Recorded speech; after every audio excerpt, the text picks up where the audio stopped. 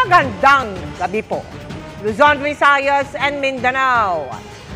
Milyong-milyong miyembro ng Iglesia ni Cristo o INC ang nagtipon sa iba't ibang panig ng bansa para sa tinawag nitong Rally for Peace. Wala umano itong halong politika ayon sa INC na nauna na ring nagsabing pagsuporta ito sa pahayag ni Pangulong Bongbong Marcos laban sa pag-impeach kay Vice President Sara Duterte. Dinalohan din ng ilang mambabatas at mga kaalyado ng mga Duterte ang isa sa mga pagtitipon. Ang sitwasyon sa Quirino Grandstand sa Maynila, tinutukan live ni Chino Gaston. Chino! Mel, Emil, Vicky, sa huling tala ng pulisya, umabot sa mahigit 1.5 million ang crowd estimate sa National Peace Rally ng Iglesia ni Cristo dito sa lungsod ng Maynila. Kita na ang dagat ng tao sa National Rally for Peace ng Iglesia ni Cristo dito sa Quirino Grandstand bago pa mag-alas 10 ng umaga sa drone video na ito ng Manila Police District. Pagsapit ng alas 11 ng umaga, lalo pang dumami ang tao sa drone video na ito mula naman sa INC. Ang National Rally for Peace ay nauna ng inanunsyo ng pamunuan ng INC noong Disyembre bilang suporta raw sa pahayag ni Pangulong Bongbong Marcos na hindi siya sang-ayon sa impeachment na isinusulong laban kay Vice President Sara Duterte. Kahit alas 3:30 pa ng hapon ang simula ng programa, maagang nagdatingan ang mga miyembro ng INC. Ang ilan galing pa sa mga probinsya. Bit-bit ang mga tarpaulin at mga placard na nanawagan ng pagkakaisa at kapayapaan ang mga dumalo alang-alang daw sa kapakanan ng bansa. Ang Iglesia ni Cristo po ay nakikipag-isa sa pamamahala sa layuning magkaisa ang sambayan ng Pilipino po at maging payapa po ang ating bansa. Ang iba naman may panawagan para sa pagtigil ng anumang tangkang impeachment laban kay VP Sara.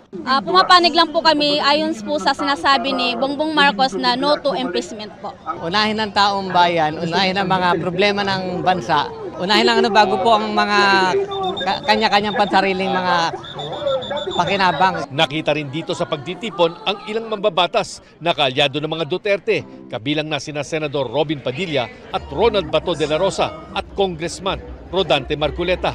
Naroon din si Senador Francis Tolentino. Sabi ng pamunuan ng INC, walang halong politika ang pagtitipon, bagamat hindi nila pipigilan ang sinumang nais na makilahok.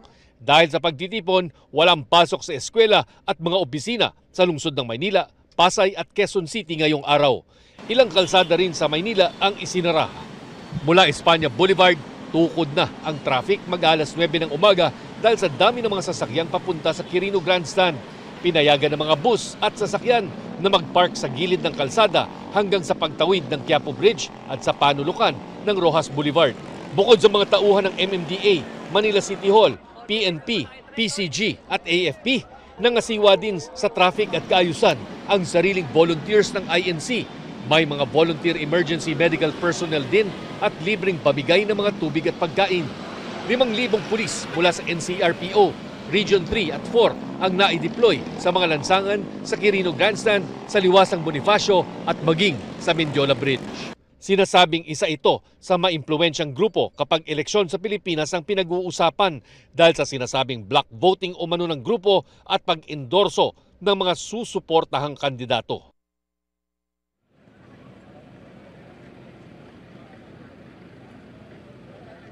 Sa programa kaninang hapon, ipinunto ng mga opisyal ng INC ang kahalagahan ng pagkakaisa para sa bansa.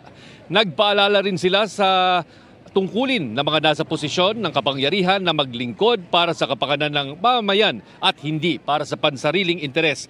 Bago mag-alas 6 ng gabi ay natapos na ang programa dito sa Quirino Grandstand at nag-uwian na rin ang mga miyembro ng INC. Sa isang mensahe naman, nagpaabot ng pasasalamat si VP Sara sa Iglesia ni Cristo. Vicky. Maraming salamat sa iyo, Chino Gaston.